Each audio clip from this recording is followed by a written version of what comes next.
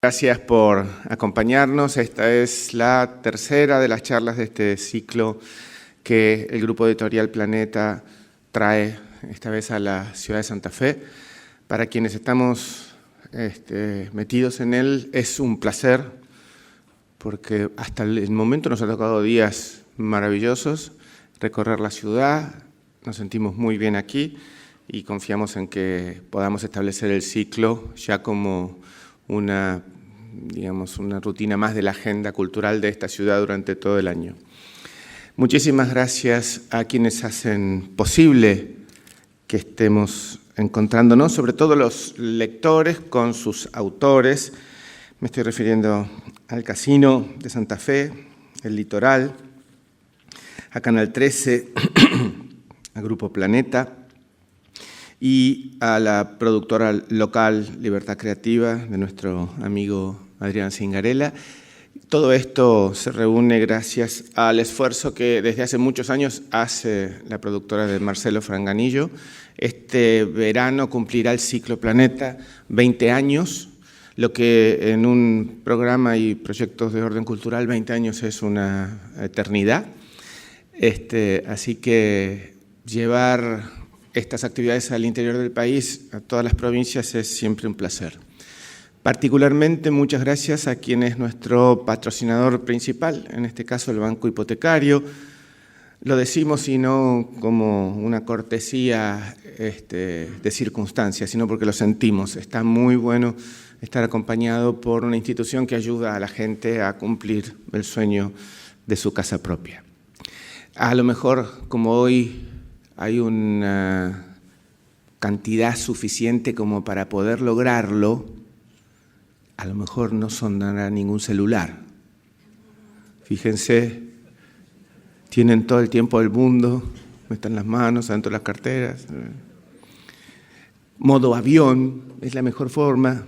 Ya les conté el otro día que a mí me pasó fui al concierto que hubo en esta ciudad de los 3 orquestas juveniles, y me sonó a mí, me morí de vergüenza. Ustedes saben, haré una entrevista con Guillermo Martínez que durará más o menos 50 minutos. Luego ustedes tendrán la oportunidad de hacer las mejores preguntas de la noche. Guillermo es un representante de la literatura, de la narrativa argentina. Ya verán ustedes, uno de los hombres más traducidos, sino el que más argentino en el mundo, y ha venido ayer y dio un taller de cuento express ahí en la biblioteca Mutis, y fue muy rico para Guillermo también, que nos contó que lo había pasado muy bien. ¿Hay gente que haya hecho el taller ayer? Ahí. Muy bien, bueno. Y me parece que fue un gesto muy generoso de Guillermo de poder hacer esto. Guillermo Martínez nació en Bahía Blanca en 1962. Siempre decimos que los que nacen después del 60 tienen la valentía de poner la fecha. Si nace antes del 60 hubiera dicho, nació en Bahía Blanca y sigue de largo, pero bueno. Y se radicó en Buenos Aires en 1985, donde se doctoró en Ciencias Matemáticas en la Universidad de Buenos Aires. Residió 2 años en Oxford. Publicó Infierno Grande, cuentos, premio del Fondo Nacional de las Artes, Acerca de Roederer, novela en 1992, con gran recibimiento de la crítica y traducida a 15 idiomas. Se dice fácil, pero vuelvo a decirlo, 15 idiomas. La mujer del maestro y Crímenes Imperceptibles, que en 2003 tuvo el premio Planeta, traducida a 38 idiomas y llevada al cine por Alex de la Iglesia. La muerte lenta de Luciana B., novela de 2007, elegida en España entre los 10 libros del año. Yo también tuve una novia bisexual, novela en 2011, y Una felicidad repulsiva, cuentos, 2014, Premio Hispanoamericano, Gabriel García Márquez. Todos publicados por Planeta. Como ensayista publicó en Seix Barral, Borges y la matemática, La fórmula de la inmortalidad y Gödel para todos. 2011 en colaboración con Gustavo Piñeiro. Participó del International Writing Program de la Universidad de Iowa y obtuvo becas del Banff Center for the Arts y de la Fundaciones McDowell y Civitella Ranieri, el premio Conex de novela compartido y el premio Mandarache en España. Es uno de los escritores argentinos más traducidos en el mundo, como les mencioné, y hoy estamos presentando de Guillermo Martínez La razón literaria, ensayos y polémicas, y sin más, les pido por favor que me ayuden a darle la bienvenida a Guillermo Martínez.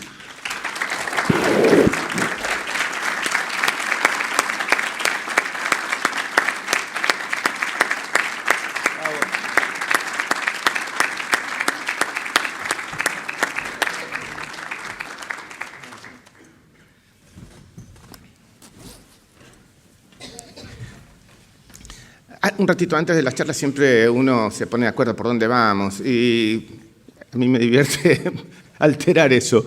Te quería preguntar, ayer diste el taller. ¿Qué es un taller? ¿Qué hiciste con la gente? ¿Qué encontraste? ¿Qué te enriquece a vos? ¿Qué pasa con un taller de cuento? Bien, antes que nada, Nino, déjame también agradecer, por supuesto, a la Editorial Planeta, con la que tengo ya un largo matrimonio, el más largo de mi vida. Por supuesto, a la ciudad de Santa Fe, que me recibió con tanta cordialidad. Estuve en muchos medios, todos con mucho interés, gente súper amable. Y también a Marcelo Franganillo, que siempre me ha convocado con su calidez habitual. Así que bueno, para mí es una gran alegría volver a Santa Fe.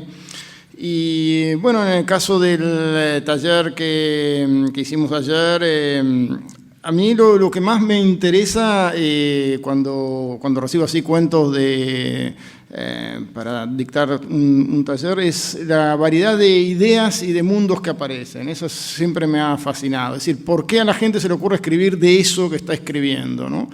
Porque cada uno tiene algo así como una naturalidad de imaginación. Hay cuestiones que imaginan naturalmente por cierto lado.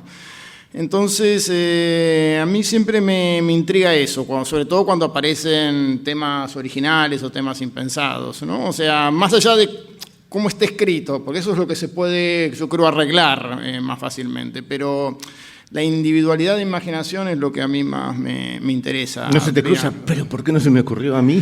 Bueno, a veces se me cruza, bueno, qué pena que quizá que con este nivel de oficio que veo acá no va a poder sacar todo el partido de esta idea extraordinaria. O sea, veo una idea que tiene mucho potencial y pienso, bueno, llegará realmente... ¿Se lo decís? No, ¿Qué tan duro sos? No, porque yo tengo mucha fe en lo que hace justamente el trabajo de taller, que tiene más que ver con ver en los demás los problemas, ¿no? Porque siempre es muy difícil verlos en uno mismo, pero justamente el hecho de la inteligencia del grupo funciona ahí muy bien de esa manera, porque uno empieza a detectar en los demás los problemas y después más fácilmente identifica los propios, ¿no? Entonces, yo recuerdo un libro que se llama Cartas a sus amigos, ¿no? Que es una recopilación de cartas de Marguerite Yourcenar, donde a ella le mandaban originales del mundo entero. Entonces ella, con una gran amabilidad y cortesía, dice: discúlpeme que yo hace muchos meses que no he podido responderle, pero el invierno acá en Maine, y que yo le hace todo un prolegómeno. Dice, con relación, debo decirle que yo me tomo muy en serio cuando me mandan estos originales. Debo decirle que más vale se dedique usted a otra cosa que no escriba. Era durísima. En el otro caso, Italo Calvino también era tremendo como editor de Einaudi, ¿no? Hay un libro entero donde él defenestra a los aspirantes a escritores. Qué maldad, qué maldad. No, bien, pero sin piedad, ¿no? Sí. Y esa idea tiene que ver con... Yo soy más optimista, ¿Sí? En ese sentido tengo que decir. Yo creo que hay una especie de nivel de oficio que lo puede tener casi cualquiera. El problema son las ideas, ¿no? O sea, las ideas originales, la creatividad. Perfecto, si pones sobre las ideas, ¿cuál es el talento de alguien a quien le surge una idea? ¿Tiene que ver con su ilustración? ¿Tiene que ver con su inteligencia? ¿Con qué suponés vos que tiene que ver la aparición de la idea? Para mí, posiblemente tenga que ver con algún tipo de manera de transitar la vida mirando con cierta curiosidad algunas cosas. Para mí, La cuestión es la extrañeza de mirada. O sea, hay personas que miran algunas cosas y ven algo diferente y lo pueden retratar también de una manera diferente de la habitual. Eso es lo que a mí eso es lo que yo rescato como valor literario, que algo me sorprenda, no en el sentido, porque hay como dos maneras de aproximarse a la literatura, ¿no? O sea, cuando uno admira algo escrito porque en el fondo es lo que uno piensa, ¿no? Es casi como un gesto narcisista, ¿no? O sea, qué bien que expresó este escritor lo que yo siempre pensé sobre este asunto, ¿no? O sea, uno ve transmutado en palabras, digamos, felizmente precisas lo que uno sentía íntimamente, ¿no? O sea, qué bien describe la sensación del primer beso, por decir algo, o lo que fuera. Pero no es esa la ecuación que más te atrae. Eso está en general, es algo que uno agradece como lector, pero a mí me interesan más los escritores, bueno, como el caso de Gombrowicz, que es uno de los que aparece en el libro, que de pronto se detiene en la mano de un mozo, una mano anodina y que le parece misteriosa simplemente porque se detuvo un instante más de lo debido en mirar esa mano. Entonces esa mano se le empieza a imponer con una especie de extrañeza recortada del cosmos y no puede despegarse de seguir mirando esa mano y de buscar en esa mano algo que sea revelador. Pero te lo tiene que contar maravillosamente. Porque bueno, pero son como momentos, destellos donde vos ves una manera de pensar, una clase de obsesión que es, diferente, interesante, graciosa también. ¿Y esa observación puede ser consecuencia de una búsqueda volitiva o es espontánea?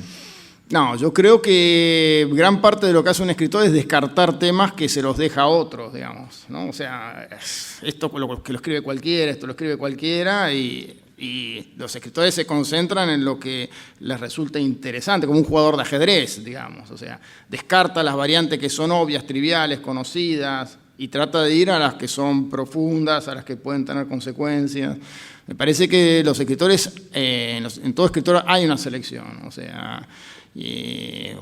Borges cuando seleccionó su propia obra completa dejó de lado tomos enteros de cosas que leídas por él mismo más adelante le parecían que no daban la talla de sus mejores trabajos, ¿no? Él además pedía que se reconociera a los escritores por lo mejor que habían escrito, no por todo lo que habían escrito, ¿no? O sea, hay una idea ahí de que hay una parte de la obra que es la más interesante siempre. Y a veces esa vocación por rescatar algo no sintoniza con lo que a la gente le gusta más leer, ¿no? Él se empecinaba en sacar el poema Remordimiento y la gente lo que más recuerda de Borges es eso, por ejemplo.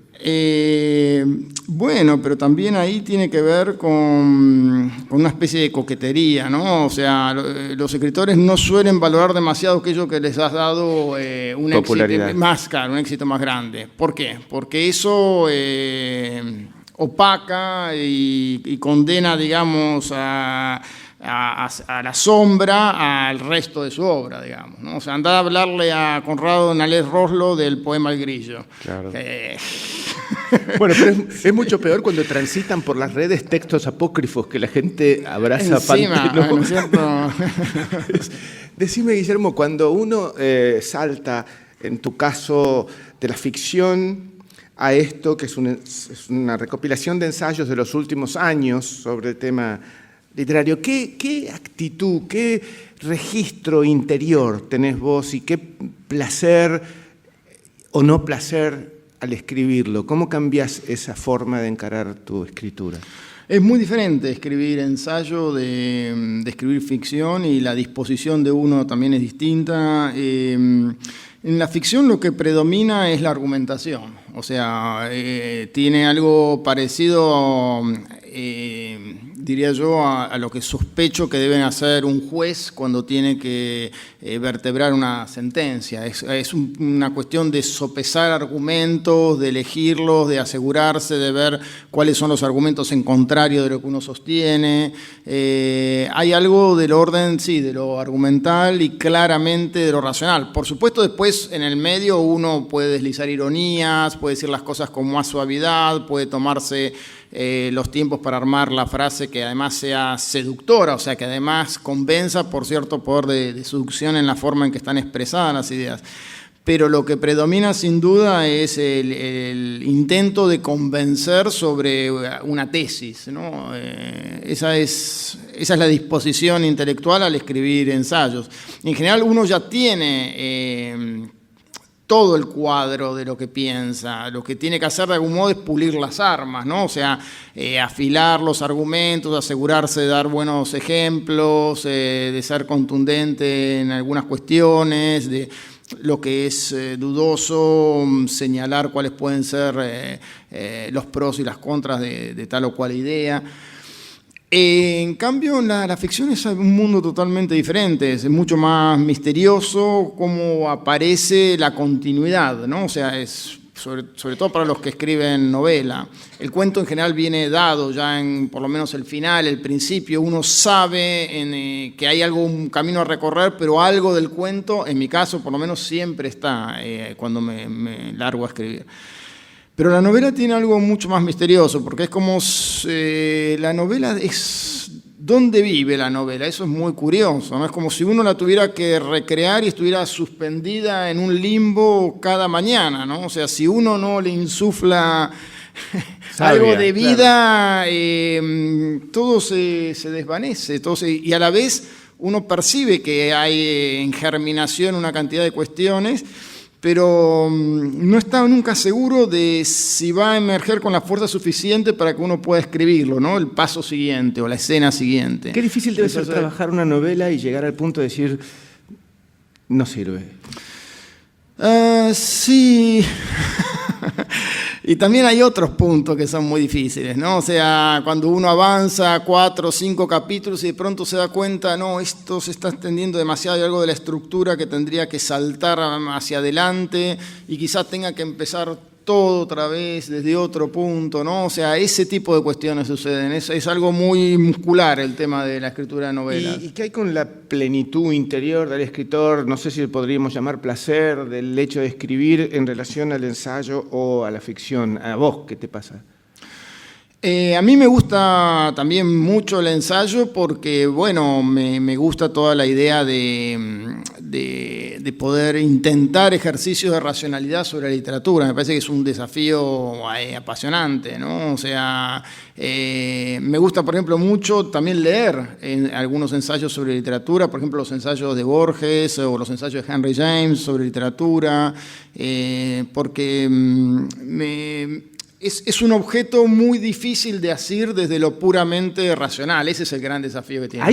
¿Hay mecanismos cuasi matemáticos, como si estuvieras analizando ajedrez? No son matemáticos, pero siguen siendo racionales. O sea, a veces se confunde la idea de racionalidad, se piensa que la racionalidad es solamente la lógica binaria de la matemática. No, la racionalidad son todas las pinzas que uno intenta para sujetar los temas en cantidades de disciplinas. No, o sea, justamente la impresión que uno tiene de una novela siempre es un hecho estético. Justamente esa es la dificultad. Después uno tiene que dar cuenta de manera racional de por qué te impresionó, te impactó aquello que leíste, te pareció original, te pareció interesante. Bueno, eso no hay otro modo que tratar de expresarlo con palabras. Ese esfuerzo que es el que tiene que hacer el crítico es un esfuerzo racional. ¿Qué te pasó a vos con leyendo críticas de tus obras? Bueno, algunas malas, claro. No, en general me pasa que trato de entender aquello que dice el crítico. Los críticos en general toman algunos elementos, ¿no? ¿Alguna de ellas fue reveladora o no? Sí, por supuesto. Incluso, más que críticas, comentarios que me han hecho lectores atentos de mis libros. Por ejemplo, me han dicho, y es algo muy cierto, que en casi todas mis novelas hay una especie de par de figuras contrapuestas, que es una persona que está en una situación de aspirante y otra persona que ejerce algo así como el rol o ya sea del padre, del maestro, pero que tiene una superioridad intelectual sobre el narrador. Y eso es muy cierto en varias de mis novelas. Por ejemplo, pero no habías reparado, digamos. No, eso no lo había pensado yo, ni lo había intentado deliberadamente, ¿no? O sea, esa clase de patrones las puede muy bien descubrir. ¿Y te ha pasado interpretaciones estrafalarias? ¿Usted lo que quiso decir y resulta que no se te había cruzado por la cabeza? Sí. Claro, ahí uno, viste que se dice siempre que uno de los tantos clichés es que el lector completa la obra, ¿no? Y a veces uno quisiera que no la complete, basta digamos, de ayuda, claro, sí. con tantos, Vos con tanta diferencia. En el mismo prólogo decís que durante el tiempo que venís escribiendo ensayos sobre crítica literaria, has mutado muy pocas cosas de tu, digamos, forma de verlo. Me interesa que me digas cuáles son las que sí mutaste. ¿En qué cambiaste? Bueno, mira, una la comentábamos hoy. O sea, yo no, durante mucho tiempo no me gustaba justamente intelectualmente la idea de tener en cuenta la vida del autor al momento de analizar la obra. Porque yo siempre soy como un defensor de la autonomía de la ficción, de que me parece un tanto vulgar tratar de encontrar en la obra escrita los rastros o las huellas de la vida del escritor, como si eso tuviera un significado, un plus sobre la obra. O sea, a mí siempre me pareció que la obra debía tener sus valores propios y que el crítico debía manejarse casi idealmente como si no conociera nada de la vida del autor, ¿no? Esa era mi posición durante bastante tiempo. Y ahora la atenué un poco porque me doy cuenta de que hay una parte de la obra de los autores en general que no puede a veces desentrañarse del todo si uno no está seguro, si detalles que aparecen en la obra son simbólicos e intentan decirnos algo, revelarnos algo a descifrar, o si son meramente chistes personales o alusiones a lugares o sitios que el escritor conoció en su vida y por eso aparecen mencionados y no hay que buscar más allá. O sea, no hay una segunda profundidad porque es una alusión simplemente, o quizá un chiste o un comentario que tiene que ver realmente con su vida personal, ¿no? Eso entonces sigo sosteniendo que debe predominar, digamos, lo ficcional. El análisis de la obra, no me parece una revelación crítica hacer una vinculación, porque uno, ¿qué ocurre? Uno nunca termina de saber si lo que el escritor vivió lo está poniendo tal como lo vivió, lo está transformando, o sea, todo intento de transcribir algo de la vida propia a la ficción está de algún modo sometido a exageraciones, escamoteos, inventos. Entonces, no me parece de gran valor establecer esos lazos entre vida privada y obra. Pero reconozco que vale la pena saber algo de la vida de los autores. Como decía, me estoy acordando de una frase de Wilde que decía: el hecho de que el hombre sea un envenenador no prueba nada en contra de su prosa, ¿verdad? Bueno, razón. Por supuesto, eso también. ¿Por qué decís que introducirse en el mundo de la literatura es un trance fácil y a la vez difícil? Bueno, eso aparece, en realidad eso es un comentario que hace Martin Amis, con el que yo coincido plenamente, que dice que la literatura tiene esa dualidad, es a la vez fácil y difícil, digamos. Fácil porque cualquiera que termine el colegio primario está en condiciones de leer casi cualquier libro de ficción, digamos. Y a la vez también porque la literatura en general habla de problemas o de situaciones con las que todos nos sentimos familiarizados. Son cuestiones sobre las que podemos decir esto sí o esto no. En general habla sobre la experiencia humana, ¿no?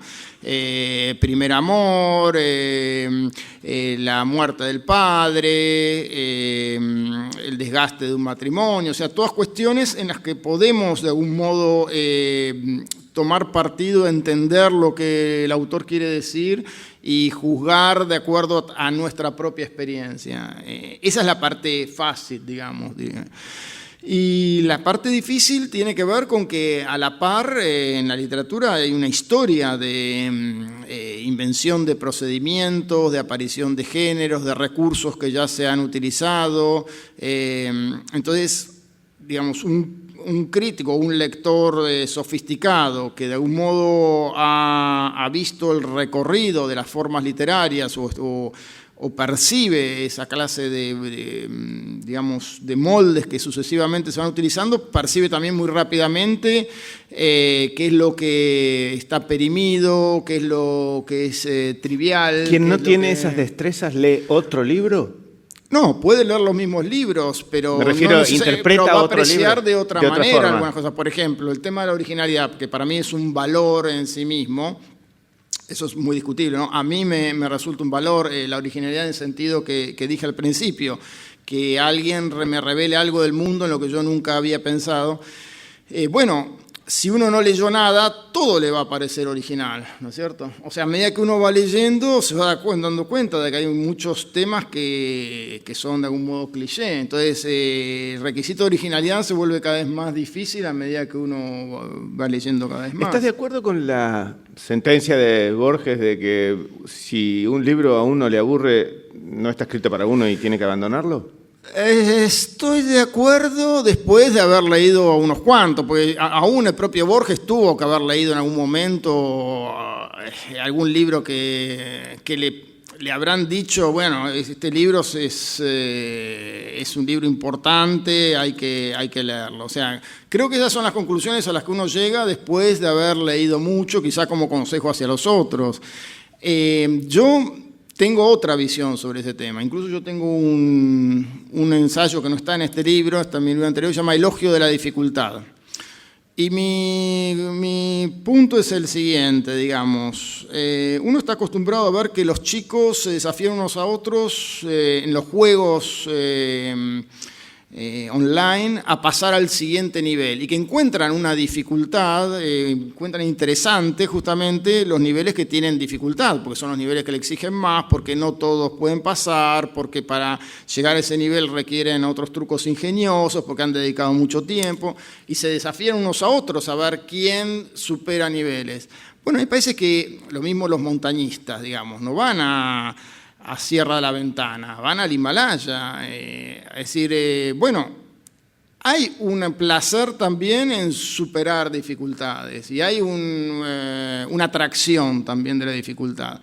Entonces, leer solamente aquellos libros que a uno le resultan lo natural para uno, me parece que uno se empobrece rápidamente como lector. O sea, me parece que hay que intentar una cantidad de libros y no dejarlos de lado ante la primera dificultad. Voy a dar sobre esto una anécdota que para mí es bastante representativa de esta cuestión. En algún momento yo empecé a leer a Thomas Mann y empecé por Muerte en Venecia y por el Doctor Faustus, porque me interesaba porque estaba escribiendo una novela sobre el tema fáustico. Y empecé a leer La montaña mágica, que me resultaba intolerable, pesadísima, no lograba avanzar. Lo estaba leyendo en una edición de mi abuela que tenía como 900 páginas. Y llegué a la página 700 y faltaba en el libro, que era un libro viejo, la página 701. Dije, bueno, ya está. No puedo seguir adelante. La gran excusa. La excusa perfecta. Pasó el tiempo, mucho tiempo, me casé, mi hija cumplió 10 años, mi exmujer me regaló un libro de Thomas Mann que yo seguí leyendo, me fui de vacaciones a la playa, el libro me lo terminé mucho más rápidamente de lo que pensaba, no tenía que leer, voy a la biblioteca, a la librería del balneario, y pregunto si tenían el libro de Thomas Mann, el único que les quedaba era La montaña mágica. Digo, la 701. Y bueno, a empezar de nuevo. Y para mí fue otro mundo. ¿Por qué? Porque había vivido una cantidad de cosas, porque entendía ahora de qué estaba hablando en una cantidad de temas, porque, no sé, quizá la letra era más amable, no sé por qué. La cuestión es que lo leí... Pero eso no contradice a Borges. En ese momento no era el libro para vos. Pero si uno lo deja para siempre, o sea... Bueno, para siempre. Claro, si uno dice, no, este no es para mí, este no es para mí. Me parece que hay que... obviamente... hay otros casos en donde dije, no es para mí. Yo siempre me acuerdo de... Todos, cuando yo iba al taller literario de Liliana Heckert, todos hablaban como de uno de los libros que sí o sí había que leer dentro del canon, digamos, cada grupo tiene su canon, ¿no? Era Bajo el volcán, de Malcolm Lowry. Y bueno, yo empecé 3 veces Bajo el volcán y dije, bueno, nunca llegué más allá de la página 50. Dije, no, listo, no, nunca leeré Bajo el volcán. ¿Y ahí quedó? Ahí quedó, bueno, ahí está, y le hice caso a Borges. Decime, ¿a qué se refería Susan Sontag cuando hablaba de la erótica de la obra? Bueno, yo creo que ella se refiere justamente a esto que hablábamos antes. Es decir, uno cuando lee un libro tiene una impresión inicial, creo que ella lo explica también con algo que no es puramente racional, sino que es como una especie de escalofrío en la columna vertebral, lo dice, creo. Si no es ella, por lo menos a eso yo creo que se refiere. Que es una sensación que está dada por supuesto, que puede haber elementos de admiración intelectual en eso, como cuando uno lee a Borges, pero no necesariamente es admiración intelectual, sino una conexión estética muy fuerte con la obra que uno ha leído y que uno siente que lo ha impresionado o que le ha tocado, digamos, en alguna fibra íntima, que uno ha resonado con eso, etc.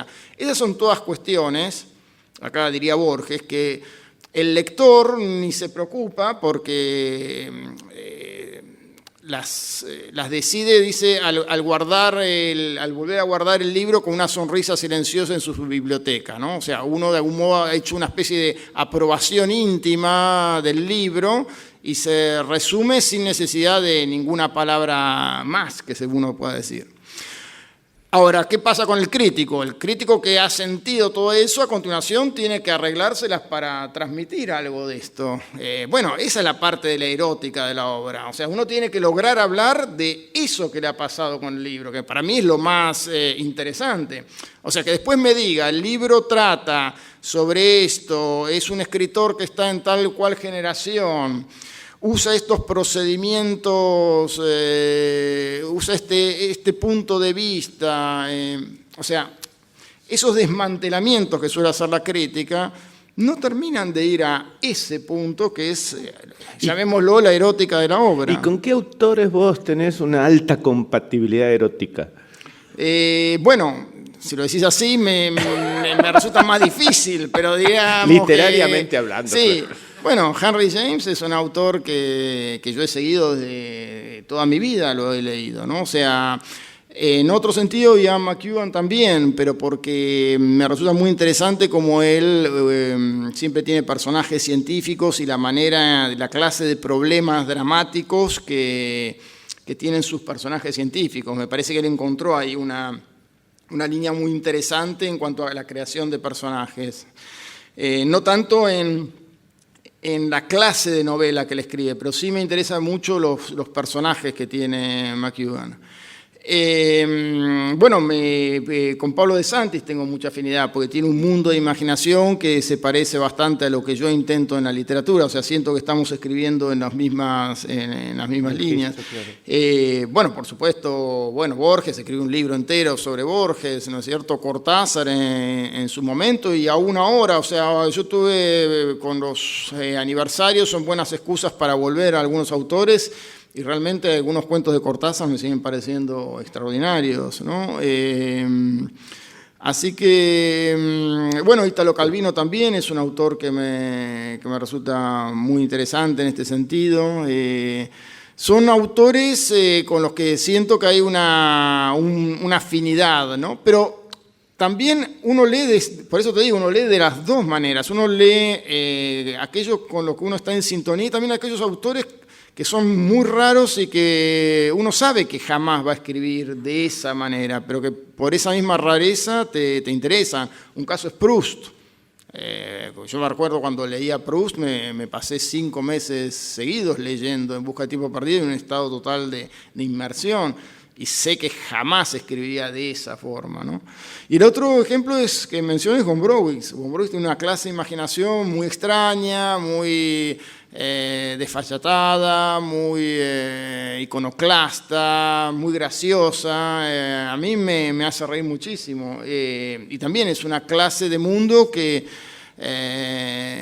yo no podría escribir. ¿Por qué no tuvo reconocimiento internacional con Gombrowicz en su momento? Tuvo, bueno, no tuvo el Nobel, digamos. Que, bueno, eso es... ¿Por qué Messi no ganó un campeonato mundial? O sea, no solamente tuvo reconocimiento, estuvo en la lista final del premio Nobel junto con otro, o sea, llegó a la final, digamos, del premio Nobel.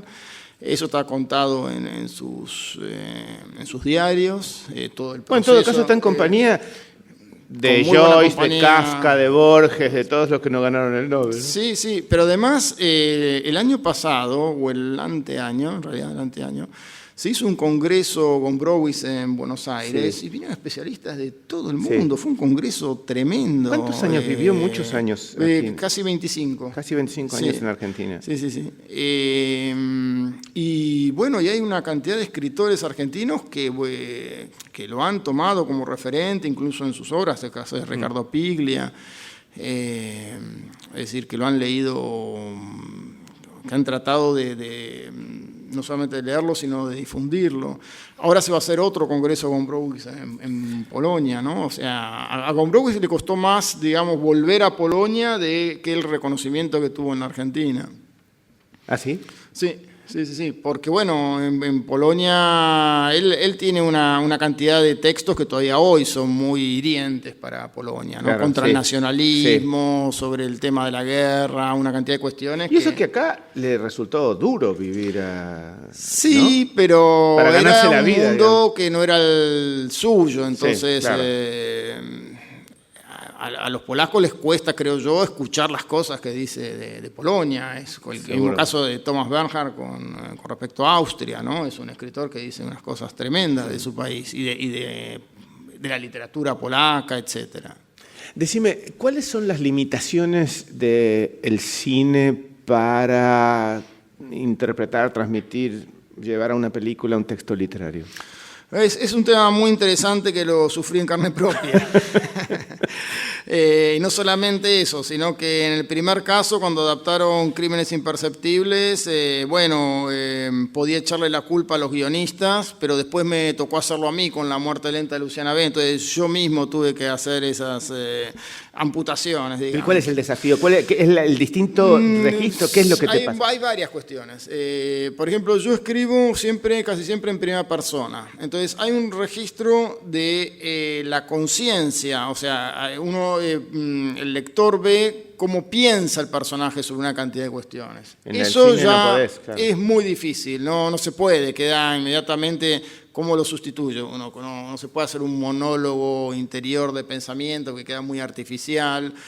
Entonces todo tiene que aparecer justamente a través de diálogos, todo tiene que imponerse de una manera menos reflexiva. Sí, no te lo pueden contar, lo tenés que ver. Y hay otra cuestión que es mucho más sutil, que lo voy a contar tal como ocurrió con el caso de Crímenes Imperceptibles. Que fue al cine con el nombre de Los crímenes de Oxford. Oxford, por si alguno. El guión, la película dirigió Alex de la Iglesia y el guión lo escribió con su coequiper, que es Jorge Guerrica Echeverría.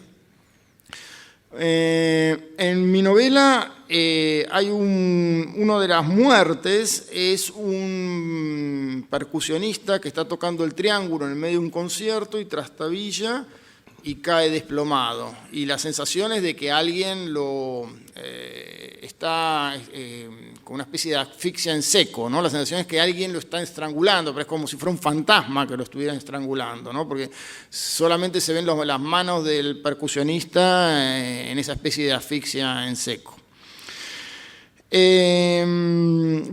Yo pensé que iba a ser la escena más visual de la película y la más fácil, ¿no? Porque estaba todos los elementos visuales de la orquesta, el momento en que va a tocar el triángulo, cómo avanza bajo las luces en el escenario, cómo se desploma. O sea, yo me lo imaginaba perfectamente mientras lo escribía.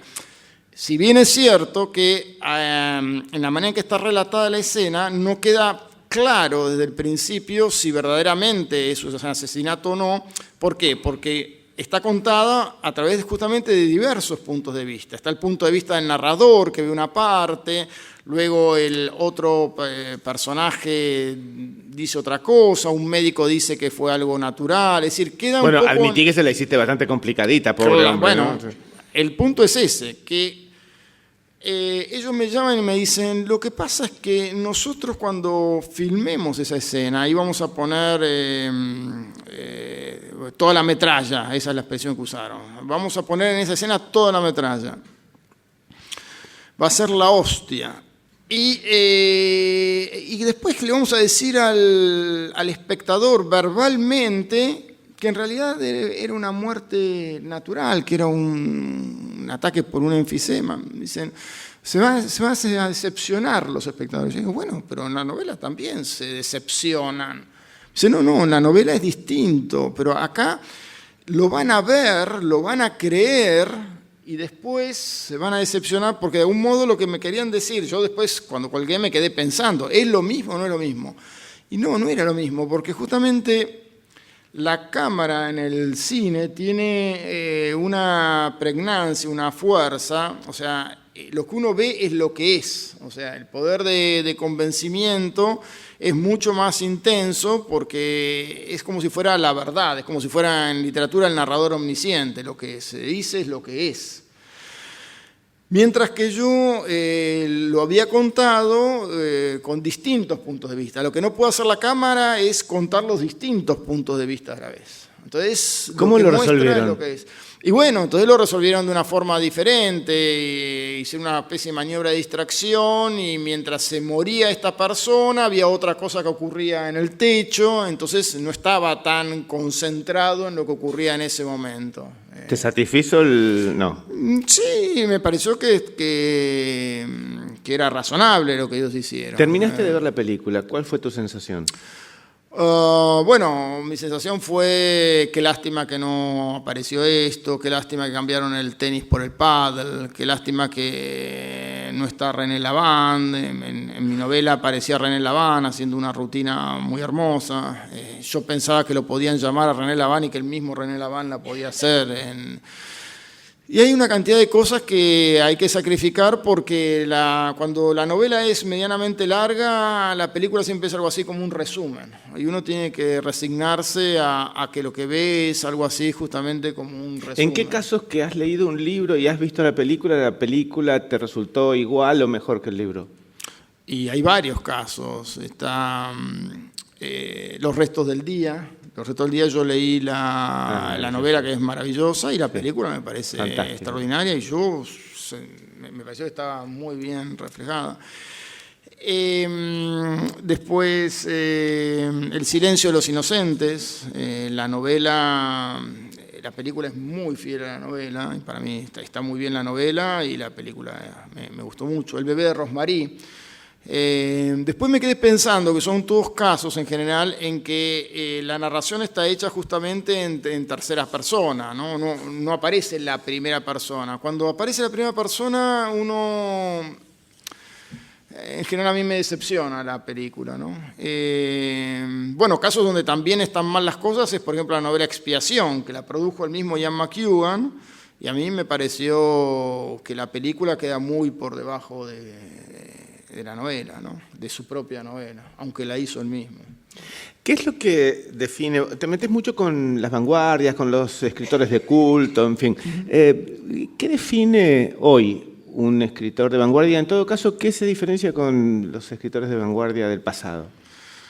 Bueno, esa es una parte de la discusión que yo tengo, ¿no? O sea, hay una cantidad o algunos, no diría una cantidad muy grande, pero hay una cantidad de escritores que han tomado de algún modo el discurso de la vanguardia, pero en los procedimientos que han intentado en sus novelas lo que se ve es una especie de réplica de los mismos experimentos que hacía la vanguardia hace 100 años. O sea, yo creo que Borges lo decía de otro modo, o sea, dice, bueno, la vanguardia hace 50 años, decía Borges, tiene una tradición de 50 años, no veo por qué voy a escribir a algo que, digamos, cambiar una tradición milenaria por otra tradición que tiene 50 años. En el fondo lo que estaba diciendo es, en los dos casos hay tradición, ¿no?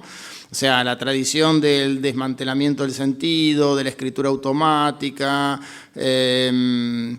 el cadáver exquisito, engordar al Aleph, es decir, son todas cosas que se han hecho ya muchas veces, es como hacer hoy el cuadrado negro sobre negro, ¿no es cierto? Está bien, la primera vez tiene un sentido, la repetición para mí deja de ser vanguardia. Entonces, para mí el problema que yo veo de lo que se suele hablar como vanguardia es que siempre van por el lado de los experimentos formales, de la parte formal del lenguaje. Y yo creo que lo más interesante, digamos, como innovación en la literatura, siempre viene más bien del lado de descubrir la nueva sensibilidad de cada época, expandir el campo de batalla para la literatura. Calvino lo decía con la frase el mundo no dicho, ¿no? Descubrir cuál es el mundo que todavía no ha sido dicho, encontrar... Pero cada vez es más pequeño eso. No, porque las sociedades evolucionan y cada época trae sus propios problemas, sus propios personajes. Voy a decir algo, digamos. Por ejemplo, el libro de Oliver Sacks, la mujer que confundió el hombre confundió a su mujer con un sombrero.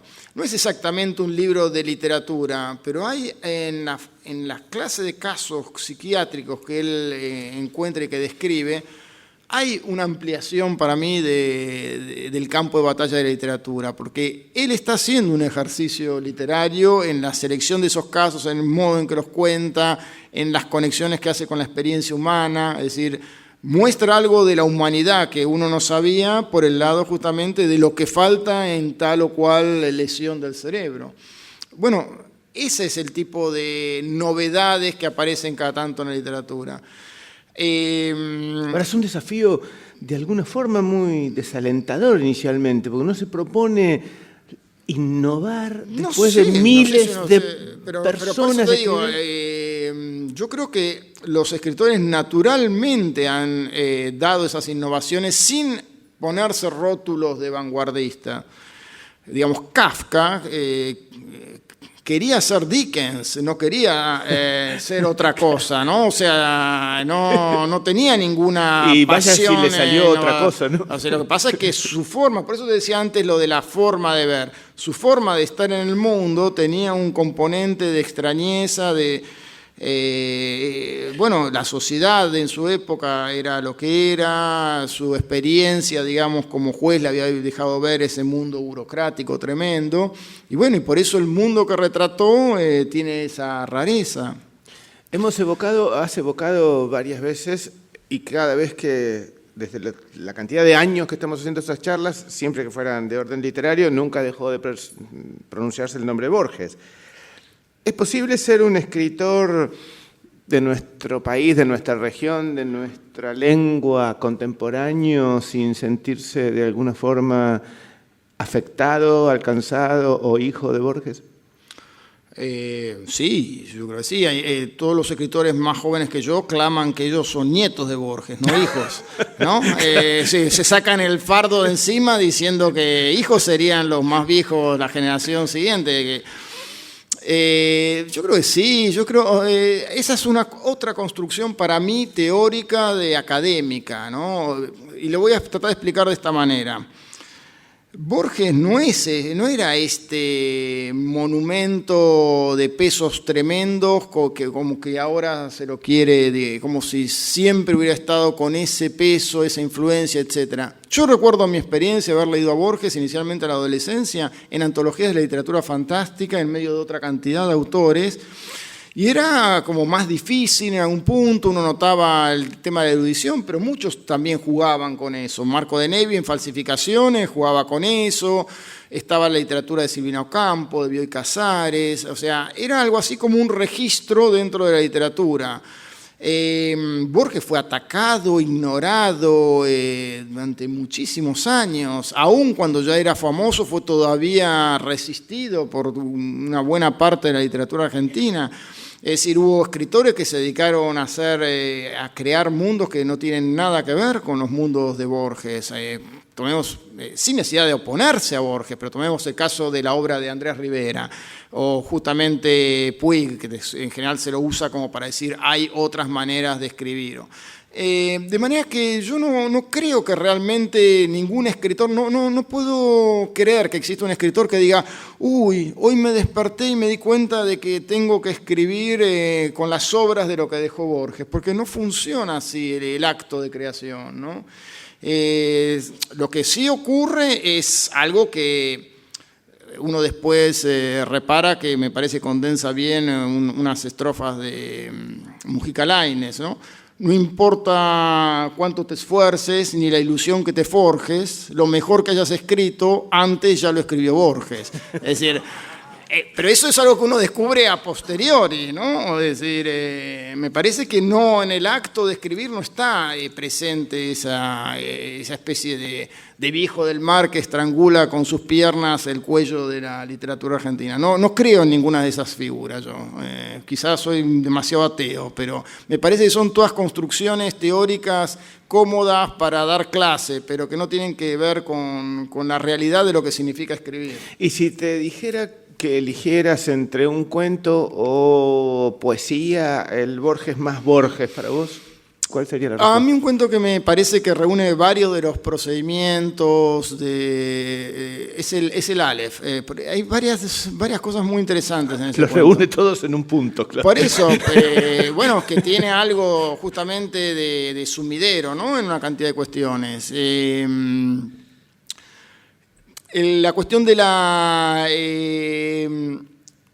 erudición literaria que hay en ese cuento y a la vez la autoparodia de lo que fue él como poeta encarnado en ese otro personaje que es Carlos Argentino Daneri, que tiene mucho del Borges juvenil. A la vez todo un tema, construcción del lenguaje de la época, una burla sobre ese personaje y sobre el modo de ese personaje, la creación de ese objeto maravilloso, la página de numeración, que es un prodigio, ¿no es cierto?, de barroco, digamos, de Borges. Es decir, ahí está esa tensión entre el Borges, eso lo analiza muy bien Saer en uno de sus ensayos, entre el Borges que todavía tiene algo de barroco, de personal, de brillante, ¿no?, que todavía no está marcado por esa especie de paso hacia una especie de clasicismo más ascético, más simple, hacia el final, claro. Que algunos juzgan exagerado al final, ¿no? Bueno, eso es lo que dice Saer, ¿no? A mí igualmente me interesan mucho los cuentos del final de su vida. Por ejemplo, el cuento El Congreso, que volví a releer hace poco. Hay una depuración, pero no siempre tiene que ver con el simplismo, sino con la puesta en escena de ideas que él tenía muy claras en forma de ensayo y que de a poco va encontrando cómo encarnarlas con personajes en forma de cuento. Por ejemplo, el Congreso se puede ver como la encarnación en forma de cuento y de personajes de los problemas clasificatorios que aparecen en el idioma analítico de John Wilkins. Y él hace la conexión dentro del mismo cuento con ese otro ensayo, ¿no?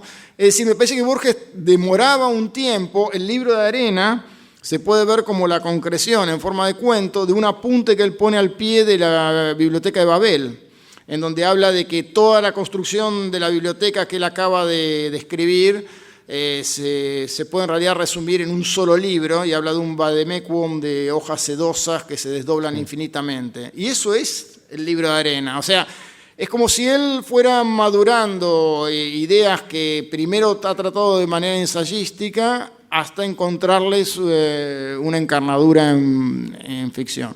Pero para volver al Aleph, hay algo que es maravilloso en el Aleph, que se extraña en otros de los cuentos, que hay una especie de maldad y de astucia en la manera de contar y en la relación que tiene con este primo, bueno, que muestra ese costado de Taur, ¿no?, que tenía Borges.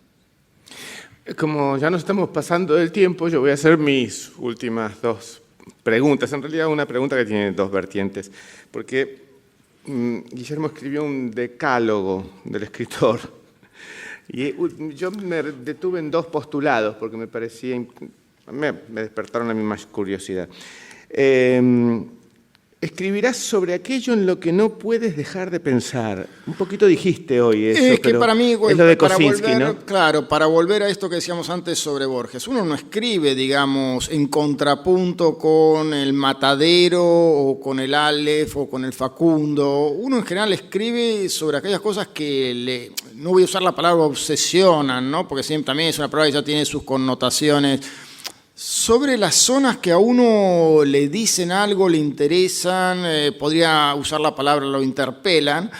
Es decir, aquellas cuestiones alrededor de las cuales uno orbita y por las que siente una intriga y por las que siente además que puede decir algo interesante. Entonces, para mí escribir tiene que ver con eso.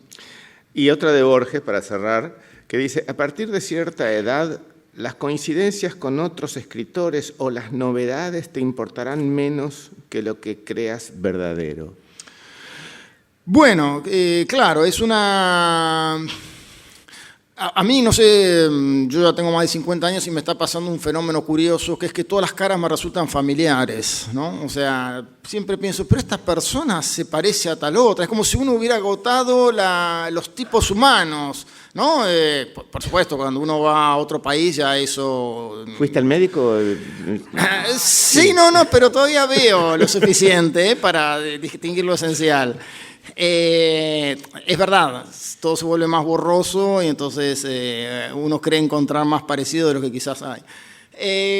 Pero algo también pasa con el tema de las formas narrativas, ¿no? O sea, y eso también me pasa cuando doy talleres, ¿no? Que digo, sí, este cuento está bien, lástima que se parece a tal otro, ¿no? Es decir, uno empieza a encontrar esos patrones o esas recurrencias.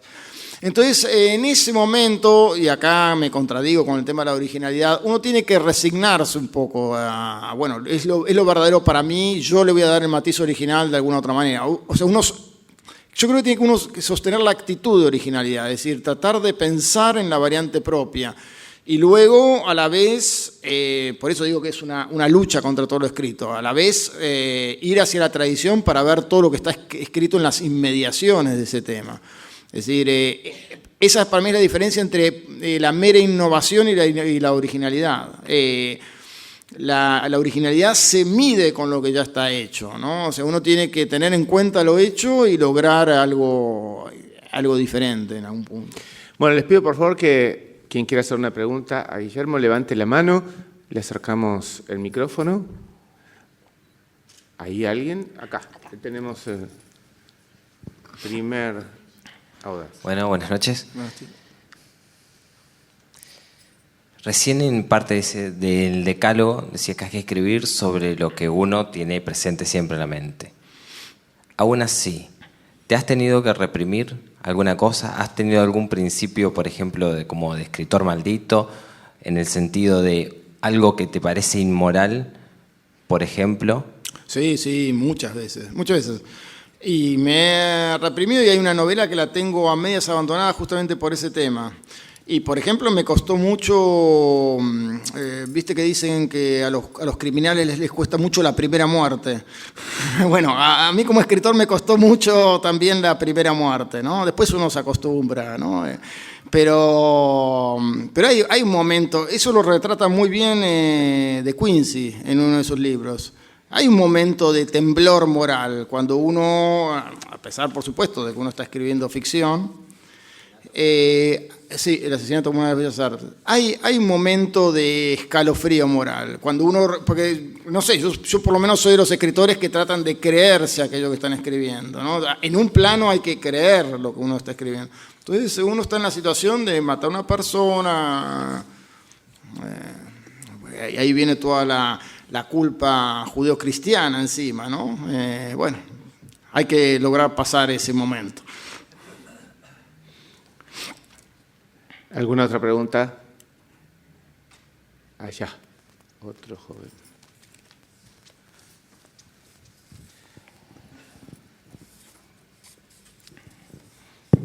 Sí, quería preguntar esto, justo se me ocurrió ahora. Usted ha participado de la revista Orsay como escritor.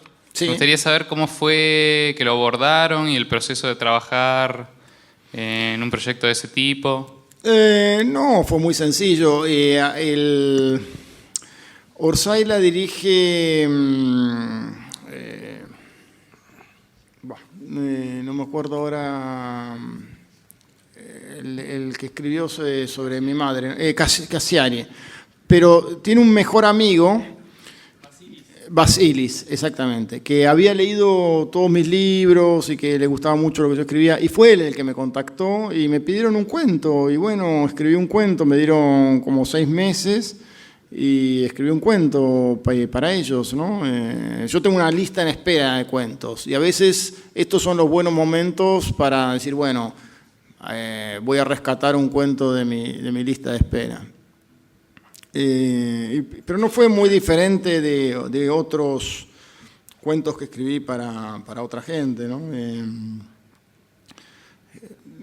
Ellos han hecho algo interesante con esa revista luego en cuanto a la manera en que la difundieron. Creo además que hicieron una fiesta, acá yo no estaba en ese momento en Buenos Aires, pero hicieron una especie de presentación de esa edición en un bar. O sea, tiene una red de lo que ellos aportaron o demostraron en que se podía construir una revista a través de las redes sociales, ¿no?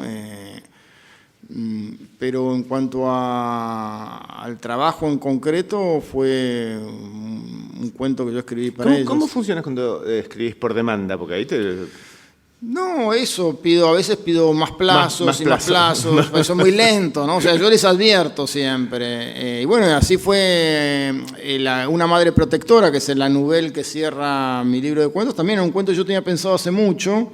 Y gracias al encargo logré encontrar el final, porque el encargo era muy interesante en ese caso. Era para un libro sobre problemas psiquiátricos. Entonces, uno recibió una lista de una cantidad de síndromes, de trastornos psiquiátricos, y tenía que elegir uno para un cuento, ¿no? Hacer un cuento donde aparecía. Y al leer la lista, apareció un síndrome que me gustaría ahora recordar el nombre, que es, pero sí recuerdo la explicación, que quizás es más importante, que es la imposibilidad de reconocer a un ser querido. Es decir, un padre que empieza a ver a su hijo como si fuera un extraño, pero de una forma, no como si el hijo estuviera cambiado, no. Reconoce él que la forma, el envase es el del hijo, pero perdió toda la conexión afectiva. No está el hijo ahí donde parece que debería estar, no está en ese cuerpo su hijo. Esa separación entre lo afectivo y la persona. Bueno, y entonces al leer, simplemente al leer la descripción de ese síndrome, se completó el cuento que yo tenía pensado. Era un cuento que lo tenía a mitad escrito por la mitad y que no encontraba el final. Y gracias a ese encargo apareció el final. Muy bien. Sí, ahí hay otra pregunta. Al comienzo de la entrevista hablaste del ajedrez y bueno, acerca de Roder permanentemente. ¿Cuánto ha tenido que ver en tu obra o en tu forma de pensar ciertos textos, tu vínculo no solo con el ajedrez, sino con la matemática? Sí, bueno, el ajedrez está muy cerca de la matemática. Yo siempre digo que a los chicos no habría que torturarlos en el colegio con habilidades matemáticas que muchas veces están fuera de sus alcances cognitivos, porque hay una cuestión de maduración de la matemática, ¿no? O sea, los chicos no pueden restar a cualquier edad y no pueden dividir a cualquier edad. Eso ya lo ha probado Piaget hace muchísimos años, pero todavía me parece que no se logró incorporar como debía a la enseñanza. Y en cambio sí podrían jugar al ajedrez, que los chicos juegan ajedrez muy bien a edades muy tempranas, y en el ajedrez hay una cantidad de cuestiones que ya tienen que ver con la matemática, el pensamiento abstracto, la idea de variable, la idea de sustituciones, la idea de pensar por adelantado digamos, en posiciones que no existen todavía en la vida real, ¿no? Uno las tiene que crear en la mente. Entonces, yo creo que influyó para que después no me resultara un mundo tan extraño el de la matemática, por ejemplo, y eso a su vez influyó en que siguiera la carrera de matemática. Y en mi obra, bueno, están acerca de Roderer, y me han interesado también otras novelas de ajedrecistas. Hay una novela hermosísima, se llama Una partida de ajedrez, de Stefan Zweig, ¿no? Que no sé si la conocen, pero vale la pena leerla también. Admitamos que desde la aparición de la calculadora el ser humano ya no está en condiciones de dividir a ninguna edad, ¿verdad? ¿A dónde está el micrófono? Si es que hay alguna otra pregunta. Acá está. Tu pregunta. ¿Qué tal? Buenas noches. Hola, buenas noches. Tengo entendido que se atribuye al gran amigo de Jorge Luis Borges, Adolfo Bioy Casares, un pensamiento con respecto a la originalidad. Supuestamente llegó a proferir la búsqueda de la originalidad es una pérdida de tiempo. Sinceramente no me consta que él haya proferido semejantes palabras, pero se me ocurre... No, muchas personas piensan eso. Te voy a decir una más que yo escuché. En un congreso de narradores, yo hice un comentario del mismo tipo sobre la originalidad y escuché por lo bajo uno que decía, no voy a decir el nombre porque murió, pero era un escritor, digamos, que estaba en las No nos vas a decir lo que más nos interesa. Esta es una maldad esta. Cada vez que escucho la palabra originalidad, quiero llevarme las manos al revólver. ¿Viste? Como Sí. Parafraseando lo de la cultura, ¿no? Exactamente. Cada vez que escucho la palabra originalidad, ¿no? Fue el comentario. Las iniciales. Un pie, una pista. CF. Bueno, al norte, en el continente americano. No, era argentino, argentino. Ah, argentino. Yo aluciné con Carlos Fuentes cuando no era. ¿Cómo? No. Ah, bueno. No era Cristina Fernández, no. Era un varón más o menos de mi generación que le falleció muy joven. Por eso además me parece un poco injusto todo este comentario. A lo mejor no, porque a lo mejor hay gente que piensa... No, te quiero decir... pero voy a decir una cosita más entonces sobre el tema. Pues, a posteriori es verdad, ¿no? Esta misma discusión la vi en una de las películas de Woody Allen, ¿no? Cuando dice, el tipo va con una idea de película y el productor le pregunta, ¿a qué se parece tu película? ¿Cuál se parece? Y el otro dice, no se parece a ninguna. Todas las películas se parecen a alguna otra.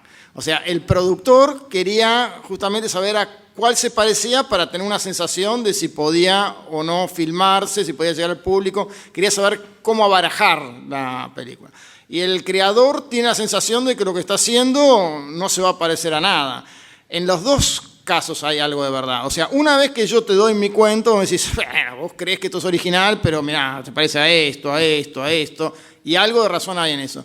Pero me parece que es lo que yo estoy defendiendo es como una actitud de originalidad para el escritor, que le sirve a uno individualmente para escribir. O sea, tener la sensación de que lo que uno está haciendo es original. Y bueno, eso muchas veces tiene que ver con la ignorancia parcial que uno tiene en una cantidad de cuestiones. Pero las ventajas de la no ilustración, claro. Claro, pero cuando uno conjuga esa actitud con una búsqueda... Bueno, sí encuentra cosas parecidas, pero todavía puede darle énfasis a lo que es su variante, ¿no? Acá, un señor que quiere hacer pregunta. Sí, para seguir con el tema, ¿no?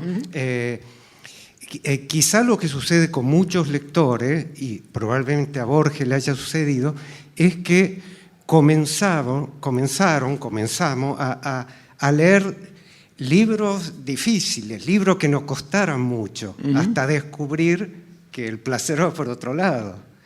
Y eso tiene que ver con la idea de originalidad también, porque es usual que muchos jóvenes que leen libros difíciles intentan después llegar a la originalidad a través de lo formal simplemente, ¿no? Y cuesta admitir que la originalidad es algo mucho más profundo, lo que estuviste diciendo. Sí, yo solamente agregaría esto, que también hay un placer intelectual, o puede haber un placer intelectual, en intentar libros difíciles. Del mismo modo que hay un placer intelectual en entender en profundidad un teorema difícil. O sea, cuando uno llega a descifrar y a entender realmente un teorema difícil, hay una sensación de satisfacción, que muchos no lo creerán a esto, pero ocurre, ¿no? O sea, hay una atracción de la dificultad que en otros rubros se entiende más fácilmente. Por ejemplo, en el ejemplo del montañista, ¿no? O sea, el montañista desprecia las sierras y quiere escalar con riesgo de su vida. Eso es lo que le provoca placer. En la ciencia, en este tipo de cosas, claro. En el arte puede ser dual esa historia, ¿no? Fíjate, Borges, cómo son las primeras, reseñas sobre el Ulises y cómo llega finalmente a la idea de que, bueno, una literatura así es un magnífico fracaso. Como sí, dice sí, él, tiene ¿no? una frase maravillosa, ¿no? Cuando se publica el Finnegan Wake, dice, otro libro de Joyce, 7 años para traducirlo y una eternidad para no leerlo. Son 3 cosas que dice. La primera no la recuerdo, después dice 7 años para traducirlo y una eternidad para no leerlo. ¿Alguien quiere hacer la última pregunta? ¿Por qué la última? ¿Por qué ese autoritarismo? Qué metido. ¿Quién maneja esto? Yo. A ver. En cuanto a la elección justamente de esos argumentos para escribir, así como puede llegar uno a elegir lo difícil, vos elegís lo difícil para escribir y ahí vamos, esa sería la pregunta fácil. Vos tenés una elección, tomaste la elección de elegir tal o cual novela o cuento. De pronto te excita una idea totalmente diferente y tenés que volver a elegir qué seguir escribiendo o lo nuevo. Sí. ¿Pudiste encontrar en todos tus años de escritor qué es lo que te excita para elegir la idea que tenés que escribir en un determinado momento? Para es tomar... la idea de la infidelidad. Eso. Claro, sí, Igual, por eso iba a decir, para tomar la idea de la excitación voy a decir esto, digamos que a mí me gusta dejar un poco en suspenso por un tiempo las ideas que se me ocurren, las tengo anotadas. Y cuando tengo una idea para una novela, tiene que ser una idea que me enamore mucho, porque después hay que convivir largamente, ¿no? Con la idea. Pero te permitís ser infiel. Y bueno, cada tanto... no, tengo que decir esto sobre esa cuestión, lo digo seriamente. Hasta ahora... Todos los proyectos que había empezado, soy muy lento, pero a la vez me sentía seguro en el sentido de que siempre había logrado terminar cada una de estas ideas, por el tiempo ese de maduración, etc. Y lo que me pasó con una novela que había empezado, que yo, todavía creo que va a ser como mi proyecto más importante en cuanto a extensión, complejidad de temas, etcétera. Logré escribir el primer libro y una parte del segundo, porque es como una especie de obra en 4 libros. Y tuve una especie de debacle, ¿no? El año pasado, y me encontré con una situación de que no tenía las fuerzas intelectuales, la atención, etcétera, para persistir. Entonces lo estacioné a ese proyecto y ahora estoy con otra novela que espero sí terminar, ¿no? O sea, que fue la primera vez en mi vida que cambié de proyecto. Sí, lo que puede ocurrir es que en el medio de una novela puedo llegar a escribir un cuento, ¿no? Hacer una suspensión para escribir un cuento, pero tampoco es tan frecuente, ¿eh? Tampoco es tan frecuente. Sí.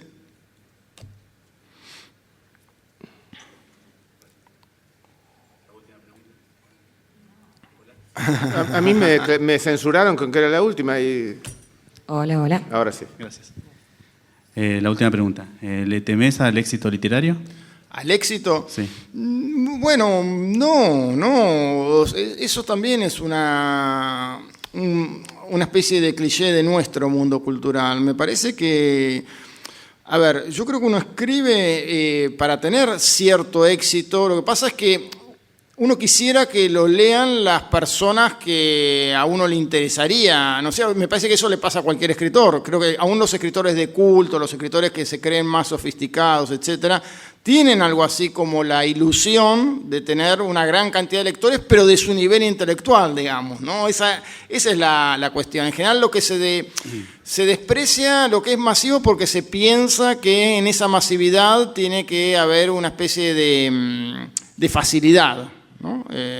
Que si a muchas personas les gusta un texto, ese texto tiene que ser fácil en el peor de los sentidos, ¿no?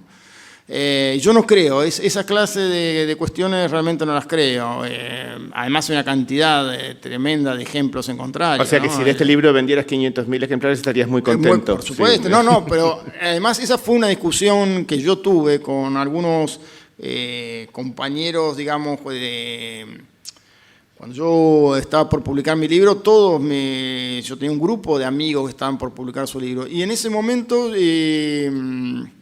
llegaba por primera vez a la Argentina la editorial Planeta, justamente, porque Planeta no hace tanto que volvió a la Argentina. Y desde la editorial Planeta estaban creando Biblioteca del Sur, y era una de las pocas posibilidades que se abría para los nuevos escritores, porque había, Sudamericana, por ejemplo, ya no publicaba escritores argentinos nuevos, solamente mantenía a los escritores consagrados que ya publicaban allí. Y entonces cuando yo tuve la oportunidad de publicar en Planeta, me acuerdo que me decían, pero vas a publicar en Planeta, como diciendo, en Planeta, donde están los libros de Doña Petrona, no sé, Planeta tiene cantidades de libros, cantidades justamente de sellos y de libros. Yo decía, bueno, pero lo que yo quiero es vender como Doña Petrona, pero mis cuentos, mis novelas. No le veo ningún problema a hacer algo lo mejor posible y aspirar, aunque sea en los sueños, a que eso en algún momento sea compartido con todos. Y esa me parece que es algo que tiene la matemática, y que para mí me viene de la matemática esa forma de pensar, que es, en la matemática hay una especie de viaje en profundidad, que es cuando el matemático, a solas casi con el mundo de objetos, desentraña cuál es la clave de un teorema, algo muy profundo y un momento de ensimismamiento. Pero después cuando tiene que demostrar eso, cuando tiene que publicarlo, tiene que estar escrito con la mayor claridad posible para que idealmente lo entienda cualquiera. O sea, el proceso de llevar eso que ha descubierto al papel para la demostración es un proceso de clarificación de algo que es muy profundo. Entonces para mí no hay contradicción entre profundidad y cierta aspiración democrática, digamos. El tema es lograr escribir, no perder esa profundidad en la escritura. Mi pregunta no era tan inocente porque... Por eso digo, estoy tratando de decir eso, que puede hacer algo. De hecho, Borges, yo creo que lo ha leído muchísima más gente de la gente que puede llegar a entender en todos los niveles, todos los detalles. Bueno, pero es una primera aproximación y después vendrán otras, ¿no? ¿Sabías que científicos de Estados Unidos echaron mano a la lingüística computacional para poder predecir si la obra que está por publicarse va a ser un éxito editorial o no? Bueno, pero también siempre hay casos de obras que nadie hubiera dado un centavo. Bueno, voy a decir un caso que a mí me toca de cerca. Cuando yo estaba escribiendo Crímenes Imperceptibles y se lo leía a mi ex mujer, hay todo un capítulo que es todo un capítulo donde hablan los matemáticos, se habla de los teoremas de Gödel, etc. Y mi mujer me decía, pero ¿quién va a leer esto? ¿Quién va a querer leer esto? Y ahí tomaste la decisión de separarte. No. Siempre en lo literario siempre me apoyó muchísimo.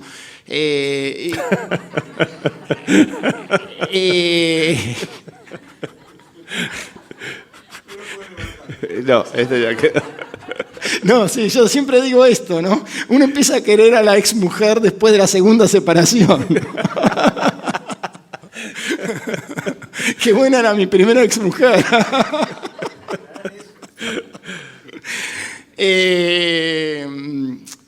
No, lo que voy es, bueno, y después ahora la novela se da en los colegios secundarios. Cada vez que voy a los colegios secundarios me dicen los chicos, que están entusiasmados con la novela, me dicen, pero ¿por qué escribió ese capítulo 7?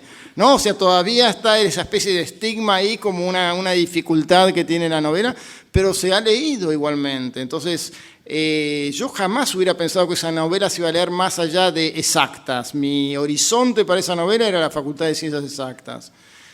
Bueno, por eso pasan cosas curiosas con los libros. Bueno, y mucha gente me decía que mientras leía la novela tenían la sensación de entender algo que nunca hubieran imaginado que iban a entender. Justamente, hay una especie como de reconciliación. A través de la ficción aparece un mundo que siempre les pareció totalmente vedado, desagradable, incómodo, y que en algún punto le encuentran un sentido al leer la ficción. Y por supuesto, parte de la ficción es hacerles creer que pueden estar entendiendo algo, cuando en realidad cada una de las demostraciones que se mencionan ahí son años de estudio, ¿no? ¿Alguien más? Sí. Hola. A ver si me acuerdo, la mamá protectora era esa que guardaba al bebé, no le dejaba que le diera la luz. Exactamente. Ay, Dios mío. Bueno, yo esa historia la entendí muy distinta y me parece muy gracioso, porque yo la entendí como la crítica más profunda que he leído en mi vida al psicoanálisis, la parte del psicoanálisis que no me gusta, digamos. La parte que, en cierta manera, aunque pretende pedir la ruptura del Edipo, en realidad fomenta el Edipo. Y así que fue una lectura muy distinta, me pareció una madre espantosa. O sea, sin duda era una madre espantosa, ¿no es cierto? O sea, esa es un poco lo que intenta decir. Lo que yo intenté decir en el cuento justamente es que hay una locura que la sociedad puede no ver.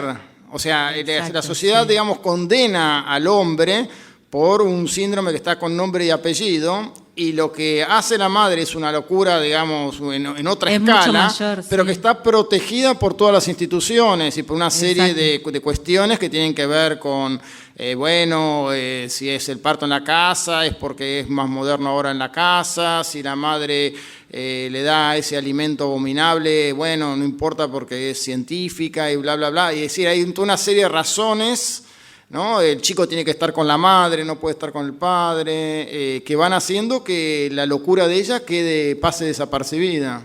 Claro, y él muere, claro, y ella sigue. Y ella se queda con el chico. Y es como, claro, es como cuando...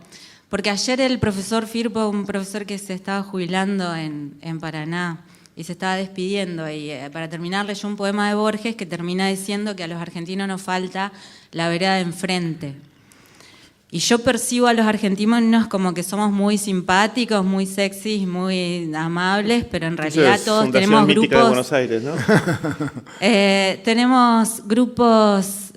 sí, vos sabés que no me acuerdo de memoria casi ningún poema yo. Y será por este río de Soñera y de Barro que vinieron a fundarme la patria, los barquitos. Irían a los tumbos por los camalotes de la corriente Zaina. Solo faltó la vereda de enfrente. Claro, bueno... Pues se mezclaron de una manera interesante las cosas, porque Firpo decía que nos sigue faltando el profesor decía, nos sigue faltando la vereda de enfrente a los argentinos, que es lo que nos está pasando, y yo lo veo así, somos muy abiertos entre comillas, pero seguimos insultando al jasídico que va con los risitos por la plaza de Once, y etcétera. O sea, seguimos siendo bastante endogámicos y edípicos de mi punto de vista en este momento. Entonces me parecía muy interesante esa historia, porque es como que mostraba cómo en la protección endogámica se empobrece al hijo. Y bueno, no sé, hablando de eso de la originalidad, también Borges decía que cambia mucho cómo uno lee las cosas. Él decía que se puede leer El Quijote como si fuera una novela policial.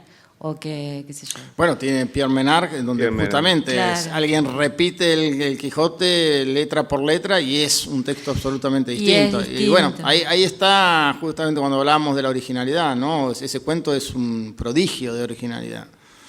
Bueno, me parece que ya estamos en un horario suficiente como para dar finalizada esta tercera charla. Les pido por favor que me ayuden a decirle gracias, gracias a ustedes, Guillermo Martínez. Muchas gracias. Guillermo va a firmar libros. Si alguien quiere, y los convocamos para la cuarta y última de las charlas y el cierre del ciclo, que es con Hugo Alconadamón, el próximo miércoles en este lugar a las 20:30. Gracias.